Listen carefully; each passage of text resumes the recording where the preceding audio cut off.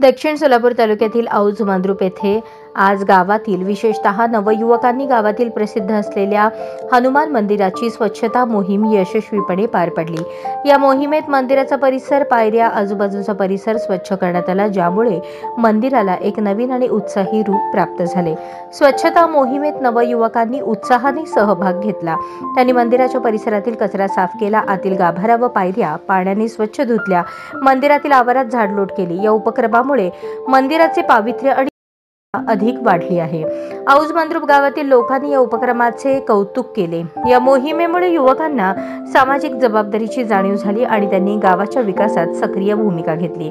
मोहिमेचे आयोजन पोलीस पाटील नागनाथ उंबरजे, चौरंग कांबळे, बसवराज सुतार, श्रीकृष्ण पोद्दार, प्रकाश परगोंडे, रमेश न्हावी, माळू तुपे, संजय बसव या नवयुवकांनी मिळून केले। या उपक्रमामुळे औज मंद्रुप गावातील हनुमान मंदिर परिसर स्वच्छ आणि सुंदर बनण्याबरोबरच युवकांनी एक चांगला आदर्श समाजासमोर ठेवला आहे।